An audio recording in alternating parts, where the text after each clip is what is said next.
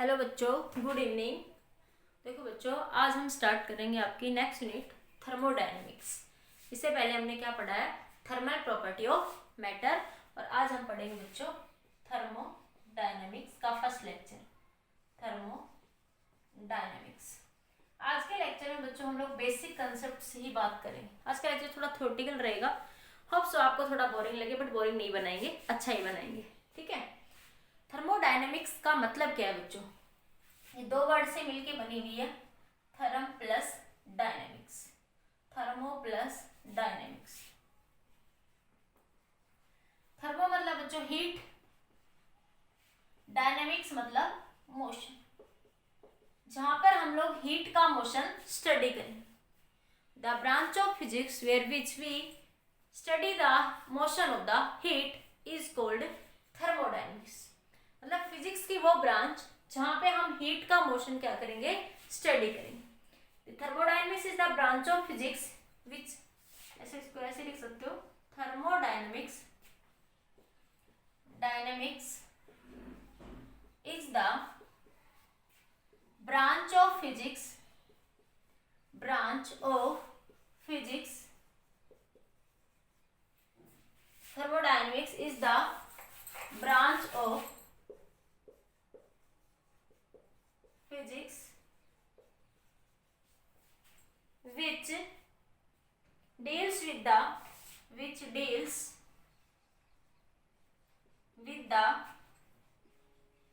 energy transformation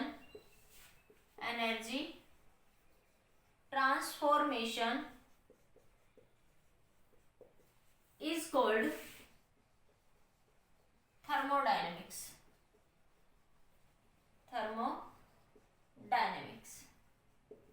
The branch of physics which deals with the energy transformation is called thermodynamics. जहां पे हम लोग जैसे हीट एनर्जी का ट्रांसफॉर्मेशन डिस्कस करेंगे, हीट एनर्जी ट्रांसफॉर्मेशन।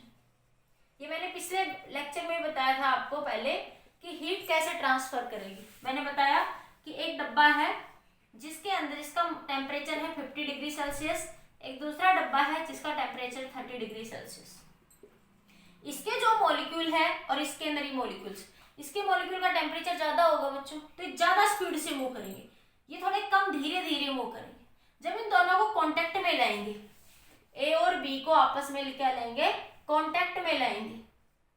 ठीक है, तो ए से इधर ट्रांसफर करेगी हीट किधर से आगे जाएगी? ए के मॉलिक्यूल जैसे ही बी के मॉलिक्यूल के साथ कांटेक्ट में आएंगे, ए के मॉलिक्यूल जैसे ही बी के साथ कांटेक्ट में आएंगे तो ए के मॉलिक्यूल बी को एनर्जी क्या करेंगे?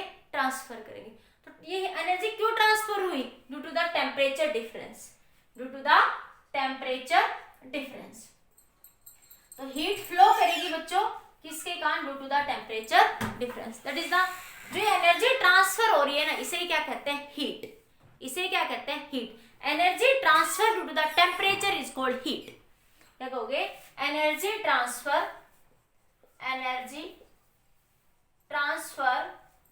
Due to temperature difference is called heat. क्या कहोगे बच्चों उसको?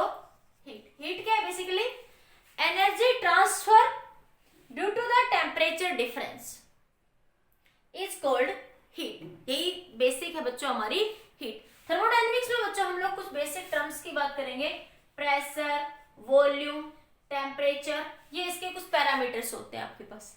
ठीक है, इसके अंदर heat energy, internal energy, work. ठीक है, पहले इसके नोट करिए फिर आगे बात।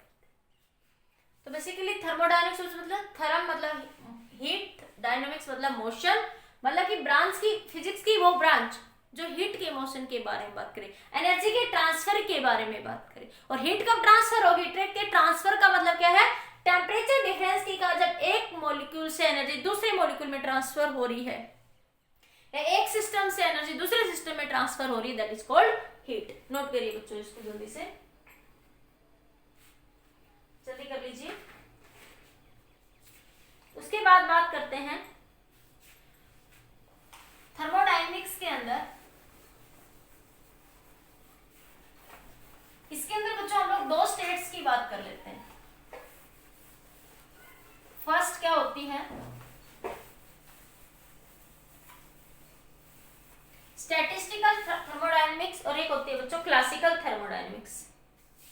थर्मोडायनेमिक्स के अंदर दो ब्रांच की बात करते हैं, एक होती है बच्चों क्लासिकल थर्मोडायनेमिक्स, थर्मोडायनेमिक्स, थर्मोडायनेमिक्स, ठीक है। क्लासिकल थर्मोडायनेमिक्स में बच्चों हम लोग माइक्रोस्कोपिक प्रॉपर्टी को डिस्कस करते हैं। मैक्रोस्कोपिक, मैक्रोस्कोपिक मतलब जो लार्ज प्रॉपर्टीज, लार्ज जिसके बारे में हम बात करें कि जो कि आपके पास क्या है, लार्ज है, किसके लिए बात करते हैं बच्चों, मैक्रोस्कोपिक प्रॉपर्टीज, ठीक है। मैक्रोस्कोपिक प्रॉपर्टी बच्चों मतलब प्रेशर, वॉल्यूम, टेम्परेचर, किसकी मैक्रोस्कोपिक प्रॉपर्टी कौन कौन सी डिस्कस करेंगे, pressure, volume, temperature, mass, number of moles. एक हम बात करते हैं बच्चों इसके अंदर microscopic statistical physics, statistical thermodynamics, thermodynamics, किसकी बात करते हैं, स्टैटिस्टिकल थर्मोडायनेमिक्स। स्टैटिस्टिकल थर्मोडायनेमिक्स से हम लोग किसकी स्टडी करते हैं बच्चों, माइक्रोस्कोपिक प्रॉपर्टीज की, माइक्रोस्कोपिक प्रॉपर्टीज की क्या करते हैं इसके अंदर हम लोग स्टडी करते हैं इसके अंदर, ठीक है। क्लासिकल में किसकी स्टडी करते हैं, मैक्रोस्कोपिक प्रॉपर्टीज की, pressure, volume, temperature, mass and number of moles, ठीक है। और स्टैटिस्टिकल में माइक्रोस्कोपिक प्रॉपर्टीज की, बच्चों ये आपको नहीं पढ़ना अभी, ठीक है। आगे काइनेटिक थ्योरी ऑफ गैसेस भी माइक्रोस्कोपिक की ही स्टडी करती है बेसिकली बच्चों, ये आप, लेकिन आपको ये पढ़नी क्लासिकल थर्मोडायनेमिक्स जिसमें आप मैक्रोस्कोपिक प्रॉपर्टीज को स्टडी करेंगे, ठीक है। इस यूनिट के अंदर आपको क्या पढ़ना है, इसको, इसमें आप प्रेशर, वॉल्यूम, टेम्परेचर, मास और नंबर ऑफ मोल्स की बात करेंगे, ठीक है। नोट कर लीजिए एक बार। उसके बाद बात करते हैं बच्चों सिस्टम। सिस्टम किसे कहते हैं, नोट कर लो जल्दी से।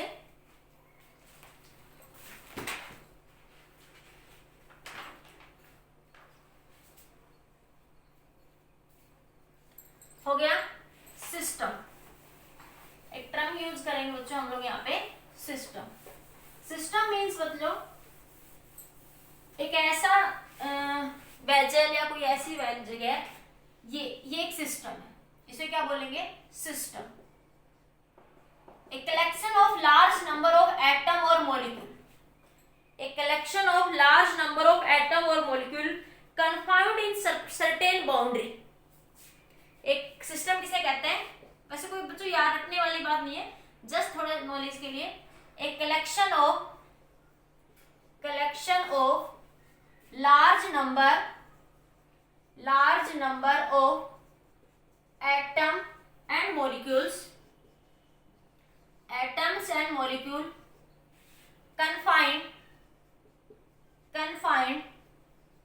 in the certain boundaries, confined in the certain boundary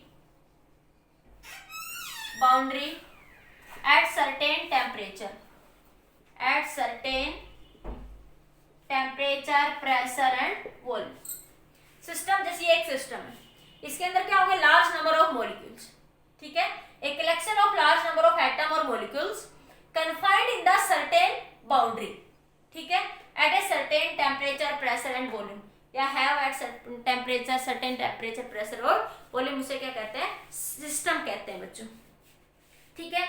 और एक होता है बच्चों, एक वर्ड यूज करते हैं सराउंडिंग, सिस्टम से बाहर जो चीज है जहां पे ट्रांसफॉर्मेशन हो रही है, दैट इज कॉल्ड सराउंडिंग, उसे क्या कहते हैं, सराउंडिंग, ठीक है। सिस्टम में बच्चों हम छोटे आज का लेक्चर बच्चों बेसिक पे ही है पूरा ना, थोड़ा सा एक लास्ट में पढ़ेंगे जीरथ लॉ ऑफ थर्मोडायनेमिक्स, एक बहुत अच्छा टॉपिक है वो आपके पास।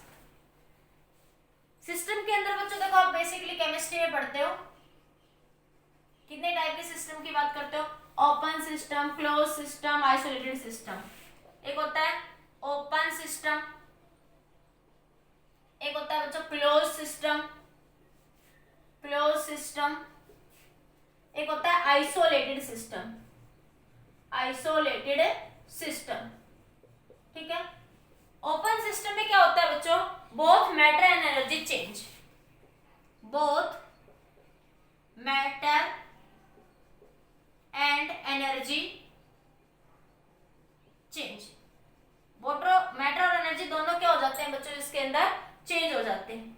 ठीक है, मैटर नॉट चेंज, इस केस में क्या होता है, matter not change, not change, only energy change, only energy change. इस केस में क्या रहते हैं, both matter and energy not change, but जो एक particular specific time and energy not change, एक पर्टिकुलर स्पेसिफिक टाइम तक की हम बात करते हैं, जैसे एक डे 24 आवर्स। ठीक है, उसको क्या बोलते हैं बच्चों, आइसोलेटेड सिस्टम। जैसे आप कह दो कि आप अपने चाय के लिए एग्जांपल ले लेते हैं। ठीक है, एक आप बाउल में चाय ले लिया आपने, ओपन होती है बाउल कटोरी, तो उसमें दोनों ओपन है, वो थोड़ी देर के अंदर मैटर और एनर्जी, चाय ठंडी हो जाती है, मैटर और एनर्जी दोनों क्या हो जाएंगे, चेंज हो जाएंगे। ठीक है, अब आपने क्लोज सिस्टम, एक केटली ले ली, केटली के अंदर क्या होगा, कुछ टाइम के बाद मैटर तो वही रहेगा, लेकिन कुछ टाइम के बाद चाय ठंडी हो जाएगी। ठीक है, एनर्जी भी चेंज हो जाएगी। ठीक है, और एक होता है आपके पास आइसोथर्मल फ्लास्क, आइसोलेटेड का एग्जांपल क्या होता है, जो फ्लास्क होता है ना आपका, आइसोथर्मल फ्लास्क, जो भी ऐसा थर्मस जिसे बोलते हो देसी भाषा में, क्या बोलते हो, थर्मस, जो आइसोलेटेड होता है, उसमें 1 डे लगभग होता है आपके पास। ठीक है, 1 डे के आसपास कोई एनर्जी आपके, ना मैटर चेंज होता है ना ही एनर्जी चेंज होती है, इसे बोलते हैं आइसोलेटेड सिस्टम। ये आपको बेसिक सी चीजें पता है, केमिस्ट्री में पढ़ी आप लोगों ने, नोट कर लीजिए इसको। उसके बाद बात करते हैं बच्चों थर्मोडायनेमिक इक्विलिब्रियम की।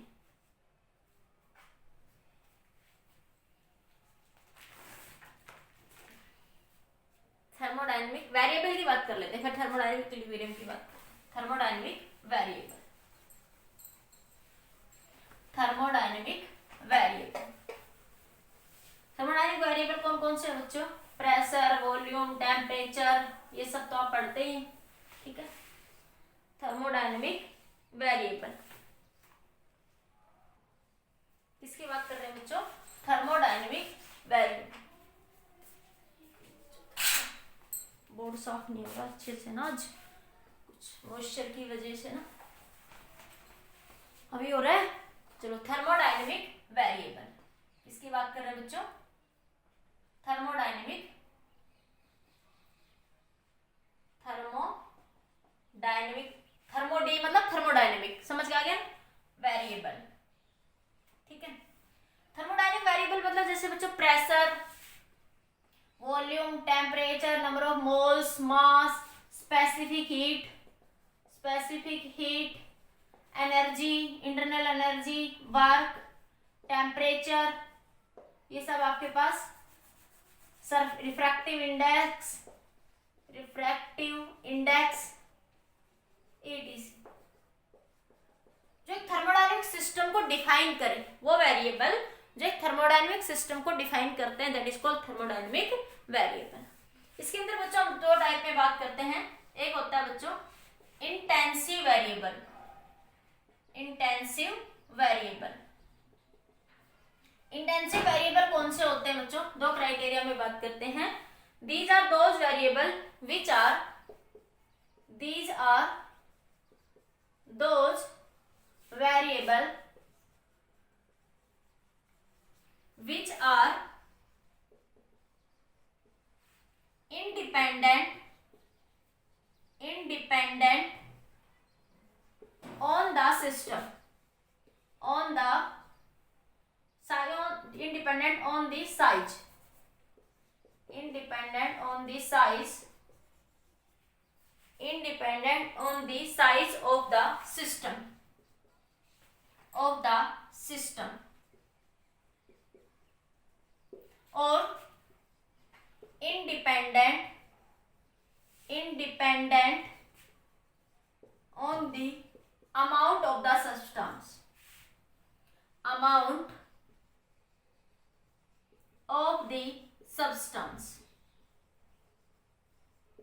मतलब बच्चों ऐसे वेरिएबल जो सिस्टम के साइज पे इंडिपेंडेंट होते हैं और अमाउंट ऑफ सब्सटेंस पे क्या होते हैं, इंडिपेंडेंट होते हैं, बट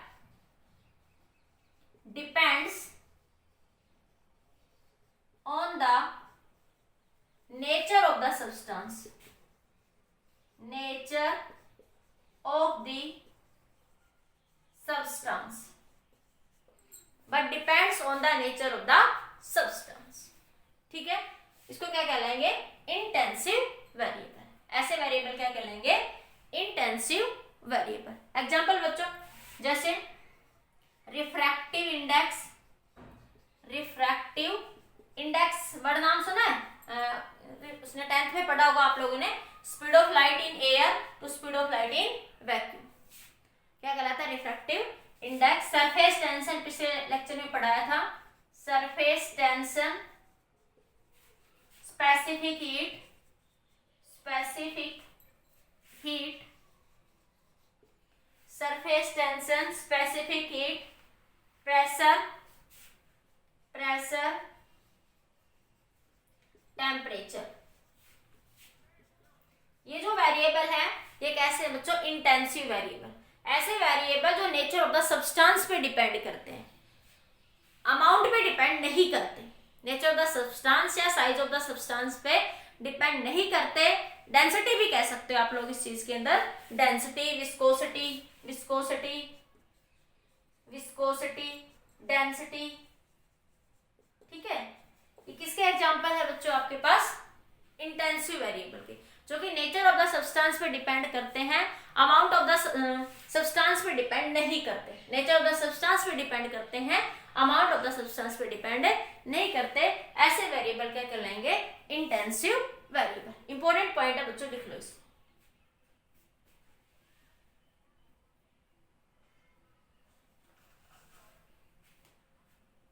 कर लिया, हो गया। अब देखो एक होता है बच्चों एक्सटेंसिव, ये इंटेंसिव था। एक बात करते हैं एक्सटेंसिव वेरिएबल। ठीक है, these are those variable which are dependent, which are dependent on the size of the system and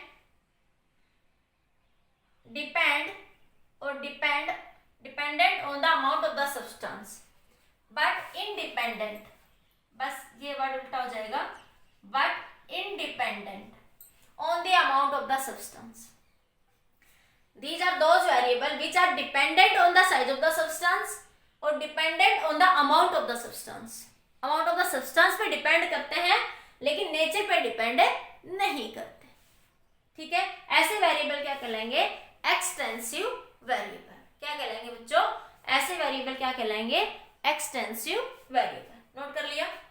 example देखिए इसके, या हटा दो, सब एग्जांपल लिख लिए होंगे ना सबने। अब एक्सटेंसिव के एग्जांपल लिख लो, मास, वॉल्यूम। देखो किसी भी बॉडी का कोई मास है उसके साइज पे डिपेंड करेगा। ठीक है, मास, वॉल्यूम, एनर्जी। एग्जांपल मास, वॉल्यूम, एनर्जी। ठीक है, etc। These are example of the extensive variable। मतलब ऐसे वेरिएबल जो क्या होते हैं, these are those variable which are dependent on the size of the substance is called, independent of the nature. उससे किसी बॉडी का कोई मास है उसके साइज पे डिपेंड करेगा, वॉल्यूम भी। ठीक है, तो these are the extensive variable। उसके बाद बात करते हैं बच्चों थर्मोडायनेमिक वेरिएबल्स की। ठीक है, थर्मोडायनेमिक इक्विलिब्रियम, सॉरी वेरिएबल तो करवा दिया। किसकी बात करते हैं, थर्मोडायनेमिक इक्विलिब्रियम। नोट कर लिया बच्चों, हो गया। नेक्स्ट क्रम में देखो, आज के लेक्चर में तो बहुत बेसिक चीजें बता रही हूँ। ठीक है, ये बेसिक चीजें समझना बहुत जरूरी है आगे के लिए। आज हम बात कर रहे हैं बच्चों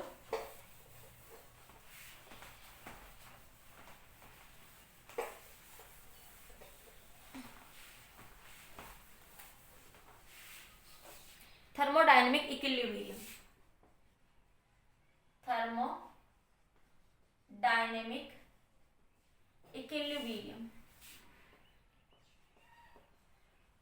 ठीक है, एक होता है बच्चों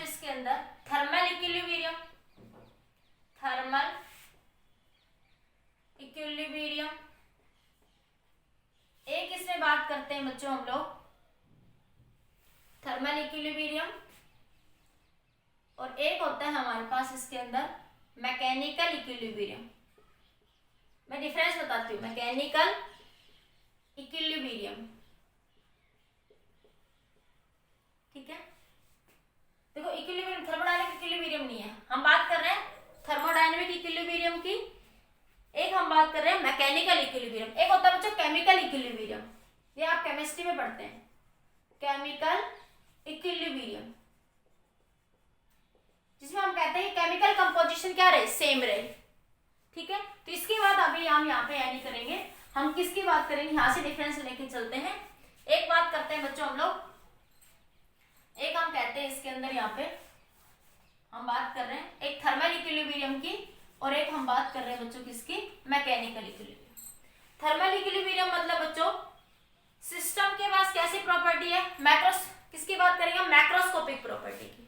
हम क्या पढ़ेंगे, system have macroscopic property, macroscopic property, मैंने कहा था इस यूनिट में आपको इसी को स्टडी करना है, मैक्रोस्कोपिक प्रॉपर्टीज, ठीक है। इक्विलिब्रियम की बात करते हैं, मैकेनिकल इक्विलिब्रियम मैकेनिकल फिजिक्स में पढ़ा था, ठीक है, 5th यूनिट में पढ़ाया था। तो क्या था उसके अंदर, अगर बॉडी पे लगने वाला नेट फोर्स क्या है, 0 है, नेट टॉर्क क्या है, 0 है, नेट एक्सेलरेशन क्या है बच्चों, 0 है, नेट एक्सेलरेशन क्या है, 0 है। तो ऐसा जो बॉडी होगी, या इसका alpha acceleration low centre of mass के लिए, एंगुलर एक्सेलरेशन क्या है, 0, net force, net torque, acceleration, angular acceleration 0 है, तो बॉडी किस में रहेगी, मैकेनिकल इक्विलिब्रियम, किस में रहेगी बच्चों, क्योंकि मैकेनिक्स में क्या कहते हैं, कोई बॉडी है, उस पर फोर्स लगाएंगे, उस पर वर्क होगा, फोर्स डिस्प्लेस होगी वो, ठीक है। लेकिन थर्मल इक्विलिब्रियम, थर्मल के अंदर हम हीट का transfer, heat, temperature, pressure change हो रहे हैं, नहीं हो रहे हैं, उसके बेसिस पे हम कहेंगे कि सिस्टम किस में आपका इक्विलिब्रियम में है या नहीं है, ठीक है। जैसे हम थर्मल इक्विलिब्रियम की बात करेंगे, यहाँ पे हम करेंगे अगर सिस्टम का प्रेशर, वॉल्यूम, टेम्परेचर, सिस्टम का pressure, volume, temperature, number of moles और मास क्या है, कांस्टेंट, तो सिस्टम किस में है बच्चों, थर्मल इक्विलिब्रियम में। तो फिर सिस्टम किस में है आपका, थर्मल इक्विलिब्रियम के अंदर है, ठीक है। जैसे मैं कहूँ कोई भी सिस्टम है, इसके अंदर एटम और मॉलिक्यूल्स होंगे बच्चों, उनका कुछ प्रेशर भी होगा, कुछ वॉल्यूम भी है, किस टेम्परेचर पे भी है, कितने नंबर ऑफ एटम्स है, कितना मास है। अगर ये इसके चारों तरफ मैं एक वॉल लगा दूं, नॉन कंडक्टिंग वॉल, कैसी वॉल लगा दूं मैं, नॉन कंडक्टिंग वॉल, एक सिस्टम था, इसके चारों तरफ मैंने कैसी वॉल लगा दी है, non conducting wall, non conducting wall लगा दूं मैं, नॉन कंडक्टिंग वॉल, ठीक है। तो इस सिस्टम का ना प्रेशर चेंज होगा, ना वॉल्यूम, ना टेम्परेचर, ना प्रेशर, ना नंबर ऑफ मोल्स, ना मास, कुछ चेंज नहीं होगा। तो ये सिस्टम किस में है बच्चों, थर्मल इक्विलिब्रियम में। ये सिस्टम किस में है, थर्मल इक्विलिब्रियम। बात आए समझ में, नोट करिए।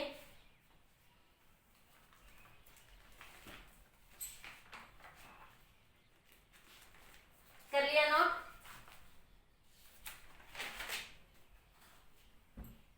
अब बात करते हैं बच्चों जीरथ लॉ ऑफ थर्मोडायनेमिक्स, हो गया।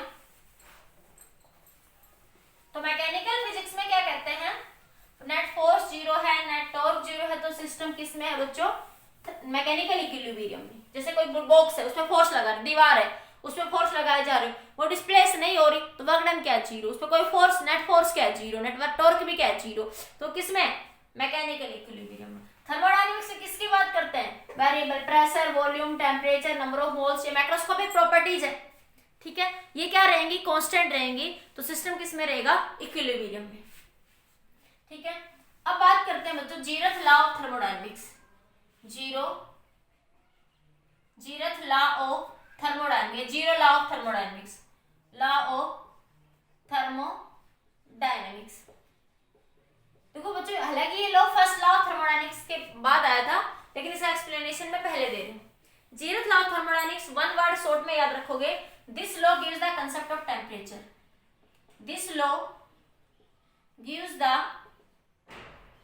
concept of temperature, concept of temperature.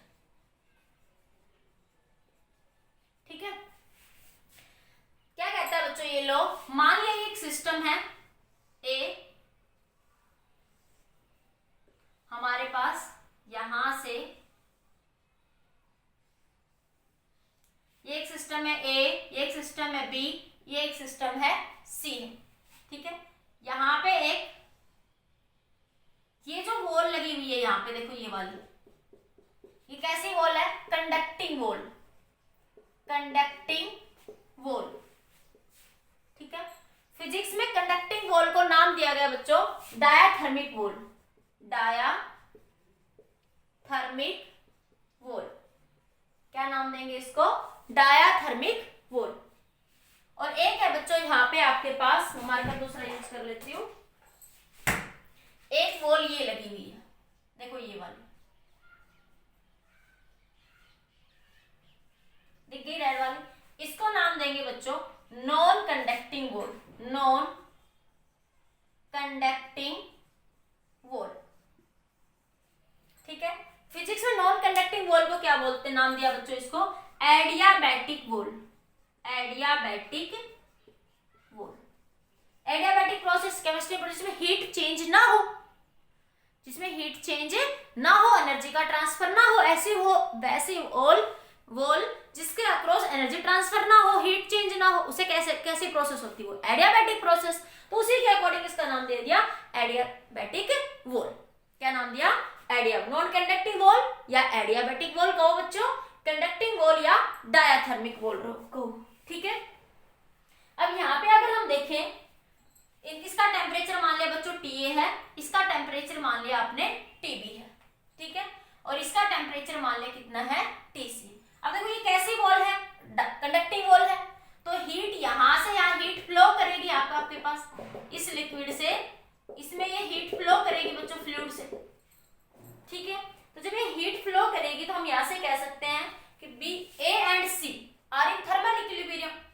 हम कह सकते हैं A and C are in thermal equilibrium, thermal equilibrium. देखो बच्चों डायाथर्मिक वॉल है, यहां से हीट जब तक फ्लो करेगी आपके पास, जब तक इन दोनों का टेम्परेचर सेम नहीं हो जाए, तो A और C एक दूसरे के साथ किस में आ गई, थर्मल इक्विलिब्रियम में। सिमिलर बच्चों यहां से देखो ये इन दोनों के A और C के, B और C के बीच में भी कैसी वॉल है, कंडक्टिंग। कंडक्टिंग मतलब बच्चों हीट एनर्जी ट्रांसफर हो सकती है, तो मैं यहां से क्या कह सकती हूँ, B and C are in thermal equilibrium, thermal equilibrium, equilibrium. ठीक है, मैं कह सकती हूँ यहां से TB बराबर TC, थर्मल इक्विलिब्रियम मतलब दोनों का टेम्परेचर बराबर है बच्चों। इसी तरह मैं ये कह सकती हूँ यहां से TA बराबर TC। देखो इन दोनों बातों से पहले एक सिस्टम लिया बच्चों, एक इस सिस्टम को ऐसे लिया गया यहाँ पे कि ये एक A संस्था, ये यहाँ पे ये A ये B, यहाँ पे जो फ्लूइड था उसका टेम्परेचर TA और यहाँ पे जो फ्लूइड था उसका टेम्परेचर TB, और इन दोनों के ऊपर एक ऐसे कंटेनर लगाया। ठीक है, और इस फ्लूइड के पास टेम्परेचर है TC, तीनों के पास डिफरेंट टेम्परेचर। अब A और B को C के साथ कंडक्टिंग वॉल से जोड़ दिया। किससे जोड़ दिया, यहाँ पे बच्चों कंडक्टिंग वॉल है। ठीक है, कैसी वॉल है, कंडक्टिंग वॉल से जोड़ दिया, तो हीट ट्रांसफर होगी यहाँ से। तो हम यहाँ से क्या कह सकते हैं कि A एंड C किसमें है, थर्मल इक्विलिब्रियम में, क्योंकि हीट ट्रांसफर होगी। कब तक ट्रांसफर होगी, जब तक A और C का टेम्परेचर बराबर ना हो जाए। सिमिलर यहाँ पे B और C का टेम्परेचर इक्वल होगा। ठीक है, तो कुछ देर, अब ये सिचुएशन बच्चों हमने समझ आ गई। अब क्या करा, कुछ टाइम के बाद, ये नोट कर लो, एक बार नोट कर लीजिए,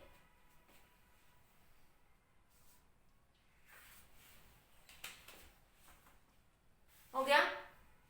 अब देखो आफ्टर सम टाइम, नोट कर लिया ना, आफ्टर सम टाइम क्या करके देखा आपने, यहां पे भी ये वॉल कैसी लगा दी, कंडक्टिंग। कैसी वॉल लगा दी, कंडक्टिंग वॉल लगा दिया आफ्टर सम टाइम। या आप अलग से बनाना बच्चों, आफ्टर सम टाइम, या मैं बना के दे दूं, पहले मैं लिख ही देती हूँ, नॉन कंडक्टिंग एडियाबैटिक। ठीक है, अब मैं यहां बना रही हूं, मैं अलग से बना रही हूं, अलग से ही बनाना है आप लोगों को। अब क्या करोगे, यहां से ये तो आपके पास थी कंडक्टिंग। अब आपने इन दोनों के बीच में भी ये सी ये बी, यहाँ पे भी ये कैसी वॉल थी, कंडक्टिंग वॉल, कंडक्टिंग वॉल। और ये कैसी है बच्चों, नॉन कंडक्टिंग वॉल, ये वाली वॉल कंडक्टिंग। कंडक्टिंग कहो या डायाथर्मिक कहो। अब क्या, अगर आफ्टर सम टाइम क्या करके देखा, ये सिचुएशन क्रिएट करी, तो हमने यहां से क्या पाया कि टी बी बराबर है टी सी के, ये मिला हमें, और यहां से मिला टी ए बराबर टी सी। अगर मैथमेटिकली भी कहूं तो देखो बी सी के बराबर है और ए बी सी के बराबर है, तो मैथमेटिकली भी कह सकते हो टी ए बराबर होगा टी बी के, फिजिक्स के लॉ के अकॉर्डिंग मैथमेटिकली भी कह सकते हो। पर देखो हमने सिचुएशन क्रिएट करी, हमने यहाँ पे डाइकंडक्टिंग वॉल लगाई और देखा ए और बी की स्टेट में कोई चेंज नहीं हुआ। यहाँ पे कंडक्टिंग वॉल लगाई तब भी देखा ए और बी की स्टेट में कोई चेंज नहीं हुआ। ठीक है, द स्टेट ऑफ ए और बी रिमेन सेम। देखो after some time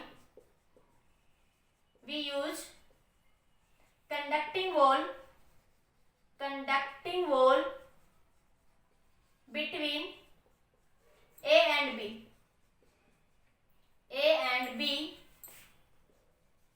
and see that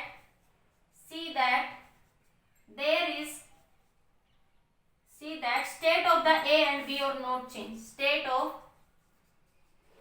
A and B not change, state of A and B not change।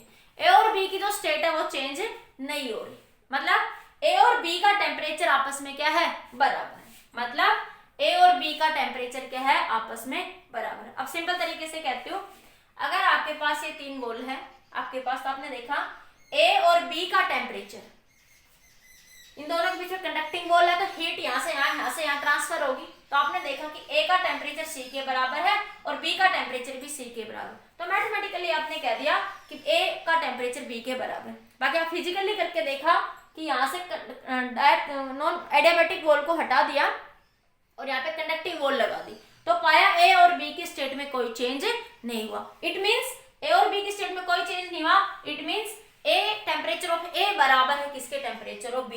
ए और बी एक दूसरे के साथ क्या है, थर्मल इक्विलिब्रियम में। ए और बी किसके साथ, किसमें है बच्चों, थर्मल इक्विलिब्रियम में। एक बार नोट कर लो, फिर इसको लैंग्वेज में लिखते हैं।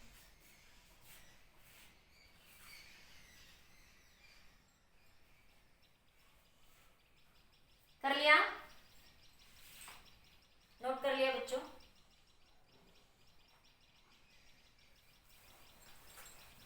ये लॉ क्या कहता है, देखो अब लॉ की डेफिनेशन लिखते हैं। अकॉर्डिंग टू दिस लॉ, अब फिर से समझाते हो, नहीं आया तो कोई बात नहीं, लिखते हैं पहले इसको। ये लॉ किसका कंसेप्ट दिया, टेम्परेचर का, थर्मल इक्विलिब्रियम का टेम्परेचर कंसेप्ट का।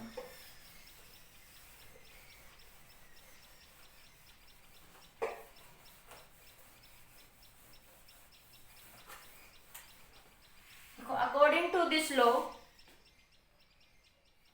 this law states that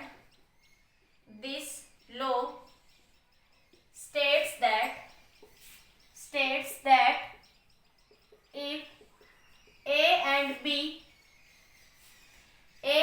B of two system, this law states that if A and B, if two system, ऐसे लिखो, if two system A and B, language change करके लिखो, if two system A and B are in ऐसे लिखो, this law states that if two system A and B are separately in thermal equilibrium, are separately in thermal equilibrium,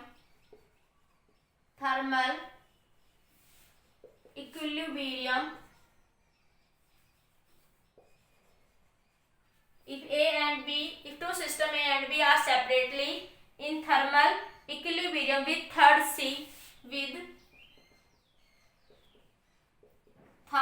system C, then A and B also, then A and B also in thermal equilibrium, also in thermal equilibrium। ठीक है, ये लोग क्या कहता है बच्चों, देखो आप फिर से बताती हूँ, फिर से समझा रही हूँ, नहीं आया तो कोई बात नहीं। देखो ये कहता है अगर ये दो सिस्टम है ए और बी, ये सी के साथ सेपरेटली थर्मल इक्विलिब्रियम में है, मतलब कि टी ए बराबर है टी सी के और टी बी बराबर है टी सी के, ये सेपरेटली तीसरे थर्ड के साथ इक्विलिब्रियम में है, तो हम कह सकते हैं टी ए बराबर है किसके, टी बी। तो इसके साथ में किसमें होंगे बच्चों, इक्विलिब्रियम, तो आपस में भी they are also in the thermal equilibrium, एक दूसरे के साथ किसमें रहेंगे बच्चों, thermal equilibrium. They are also in thermal equilibrium with each other, with each other। यही है बच्चों हमारा zeroth law of thermodynamics. In simple way में ऐसे कह देते हैं, ये ए, ये बी और ये सी, ए बी सी। अगर ए बी सी के साथ थर्मल इक्विलिब्रियम में है, मतलब कि टी बी बराबर है टी सी के, और ए बी के साथ भी थर्मल इक्विलिब्रियम में है, मैं कह सकती हूँ, जैसे मैंने ऐसे लिख लो, मैंने ऐसे ले लिया, मैं कह सकती हूँ टी ए बराबर है किसके, टी बी। मैं इसको ऐसे लिख लूँ बी, इसको लिख देती हूँ मैं सी, क्योंकि मैंने ये लिया है ऐसे, तुम कैसे भी ले सकते हो, मैं लिख सकती हूँ ऐसे टी बी बराबर टी सी, यहाँ से लिख सकती हूँ टी ए बराबर टी सी, तो मैं यहाँ से क्या कह सकती हूँ, टी ए बराबर टी बी। यही है जीरथ लॉ ऑफ थर्मोडायनामिक्स, यही है हमारा जीरथ लॉ ऑफ थर्मोडायनामिक्स। अगर ए सी के साथ थर्मल इक्विलिब्रियम में है और बी सी के साथ थर्मल इक्विलिब्रियम सेपरेटली, तो हम थर्मल इक्विलिब्रियम मतलब तो दोनों का टेम्परेचर बराबर हो गया, दोनों सिस्टम का टेम्परेचर क्या होगा, थर्मल इक्विलिब्रियम मतलब तो दोनों सिस्टम का टेम्परेचर बराबर हो गया, तो हम कह सकते हैं कि ए और बी भी आपस में किस में होंगे, थर्मल इक्विलिब्रियम में। ठीक है, this is your zeroth law of thermodynamics. अब नोट करिए बच्चों, अब इसमें देखो क्वेश्चन का ट्विस्ट कैसे होता है उसके बारे में बात करते हैं, नोट कर लो आप जल्दी से, क्वेश्चन के ट्विस्ट के बारे में बात करते हैं। कर लिया नोट?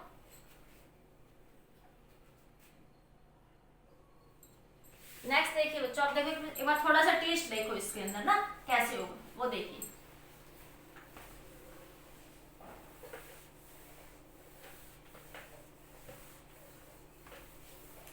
ट्विस्ट देख लीजिए, ट्विस्ट कैसा है बच्चों, जैसे मैंने कहा बच्चों ये एक बॉडी है, अब क्वेश्चन कैसे पूछेगा, और ये आपके पास एक दूसरी बॉडी है,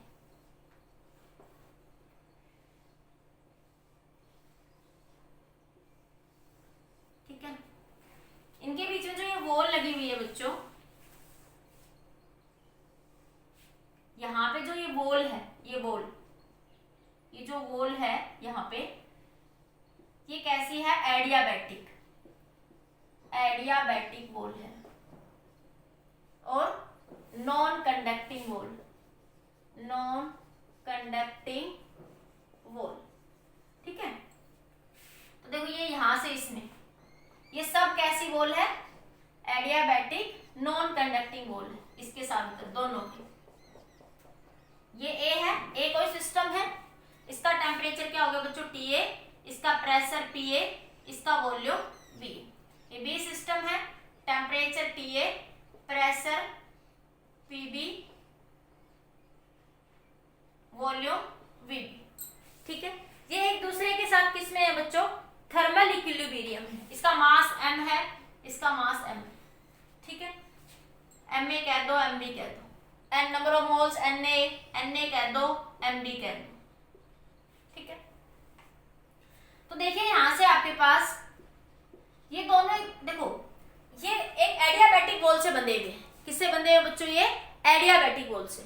एडियाबैटिक मतलब बच्चों ना तो हीट यहाँ की यहाँ जा सकते हैं अनंत काल तक, ना यहाँ से यहाँ, मतलब इनफाइनाइट टाइम तक ना तो इधर की हीट यहाँ जाएगी ना इधर की हीट इधर जाएगी। एडियाबैटिक मतलब बच्चों हीट ट्रांसफर नहीं हो रही, हीट चेंज नहीं हो रही, एनर्जी चेंज नहीं हो रही। तो इसका मतलब क्या है कि टीए जो ये ए सिस्टम है ये किस में रहेगा, अपने आप में थर्मल इक्विलिब्रियम में है। इसी तरह बी भी अपने आप में इंडिविजुअली थर्मल इक्विलिब्रियम में है, क्योंकि इसकी एनर्जी चेंज तो हो नहीं रही ना, एक ही एनर्जी चेंज हो रही है। मेरी बात सुनिए बच्चों, मैं क्या कहना चाह रही हूँ, मैं कहना चाह रही हूँ ये ए है ना लॉन्ग टाइम तक किसमें है, ये चारों तरफ से एडियाबैटिक वॉल है, एडियाबैटिक या नॉन कंडक्टिंग वॉल का मतलब बच्चों हीट ट्रांसफर नहीं हो रही, हीट ट्रांसफर नहीं हो रही। तो ए अपने आप में थर्मल इक्विलिब्रियम में है ये सिस्टम। इसी तरह बी भी अपने आप में इंडिविजुअली किसमें है, थर्मल इक्विलिब्रियम में है। ए और बी इंडिविजुअली दोनों किसमें है, आपके थर्मल इक्विलिब्रियम। तो जो ए सिस्टम है, ए सिस्टम किसमें है, थर्मल इक्विलिब्रियम में, थर्मल इक्विलिब्रियम। इसी तरह जो बी है, बी भी किसमें है, थर्मल इक्विलिब्रियम में, थर्मल इक्विलिब्रियम। इसको ऐसे लिख सकते हो शॉर्ट में टी डॉट ई, ई मतलब बच्चों थर्मल इक्विलिब्रियम, इसको मैं शॉर्ट में ऐसे लिख दूंगी टी डॉट ई। तो ए भी अपने आप में क्या है, थर्मल इक्विलिब्रियम, बी भी क्या है, थर्मल इक्विलिब्रियम में है। ठीक है, अगर देखो अब यहां से तो ना तो इसका टेम्परेचर प्रेशर वॉल्यूम चेंज हो रहा, ना इसका टेम्परेचर प्रेशर वॉल्यूम चेंज हो रहा, तो ये दोनों एक दूसरे के रिस्पेक्ट में भी किसमें हो जाएंगी, थर्मल इक्विलिब्रियम। मेरी समझिए, तो ये आपस में इंडिविजुअली थर्मल इक्विलिब्रियम में है, तो ना तो ये इसके काम दे रहा, ना इसके रिस्पेक्ट में। तो आप ये कह सकते हो, तो ये इंडिविजुअली एक दूसरे के साथ किसमें है बच्चों, थर्मल इक्विलिब्रियम में है। ठीक है, तो एक दूसरे के रिस्पेक्ट में भी क्या हो जाएंगे, इन द थर्मल इक्विलिब्रियम। एक दूसरे के रिस्पेक्ट में भी क्या होंगी, ए और बी किसमें हो जाएंगे, थर्मल इक्विलिब्रियम में हो जाएंगे। तो हम ये कह सकते हैं बच्चों, अगर दो बॉडीज हैं कि बाउंड्री एडियाबैटिक हो तो डिफरेंट टेम्परेचर पर भी वो किसमें होंगी, थर्मल इक्विलिब्रियम में। अगर if two bodies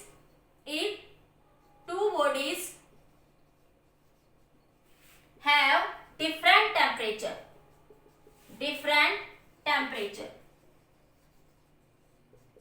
two bodies have different temperature, ठीक है,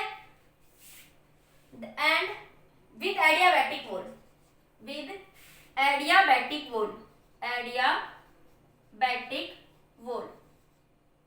then they are in thermal equilibrium,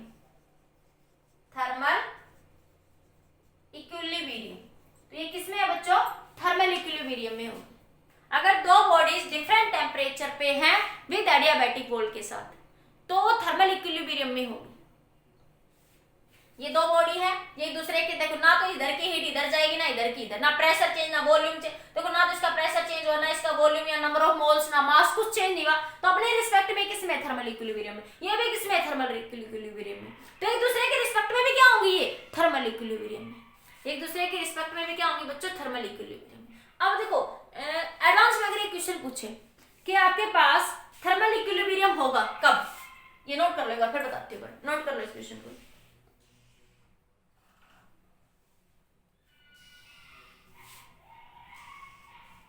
हो गया, अब देखो समझ आया। अगर दो बॉडी एक दूसरे के, देखो जरूरी नहीं टेम्परेचर कांस्टेंट रहे तभी थर्मल इक्विलिब्रियम होगा, जरूरी नहीं है कि टेम्परेचर कांस्टेंट रहे तभी थर्मल इक्विलिब्रियम होगा। अगर दो बॉडीज, ये अपने आप में थर्मल इक्विलिब्रियम, ये अपने आप में थर्मल इक्विलिब्रियम एडियाबैटिक वॉल से बंधी हुई है, तो एक दूसरे के रिस्पेक्ट में भी ये किसमें है बच्चों, थर्मल इक्विलिब्रियम में। नोट कर लिया, एक दूसरे के रिस्पेक्ट में भी किसमें है, ये थर्मल इक्विलिब्रियम। अब जैसे क्वेश्चन पूछे the condition of thermal equilibrium, the condition of thermal equilibrium, condition of thermal equilibrium, thermal equilibrium की कंडीशन क्या होगी, देखो बच्चों, वो कहता है टेम्परेचर कांस्टेंट, टेम्परेचर क्या रहे, कांस्टेंट। दूसरा temperature constant, A option. B option में कहता है pressure, volume, temperature, number of moles, mass constant, ठीक है। सी ऑप्शन में कहता है बोथ, और डी ऑप्शन में कहता है नन।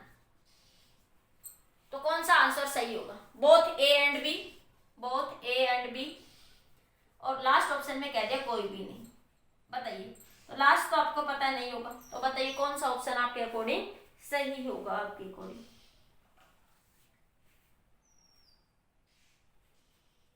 अगर देखो pressure, volume, temperature, number of moles constant है, तब भी बॉडी किसमें होगी बच्चों, थर्मल इक्विलिब्रियम में, थर्मल इक्विलिब्रियम। अगर किसी भी बॉडी की ये सारी चीजें कांस्टेंट है, तो बॉडी अपने आप में किसमें है, थर्मल इक्विलिब्रियम में, थर्मल इक्विलिब्रियम में।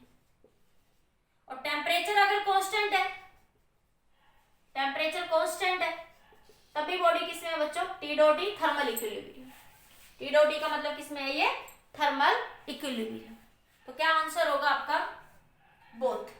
ए भी सही है, बी भी सही है, तो आपका आंसर क्या होगा, बोथ ए एंड बी। देखो बच्चों, जरूरी नहीं है कि टेम्परेचर कांस्टेंट हो तभी थर्मल इक्विलिब्रियम हो।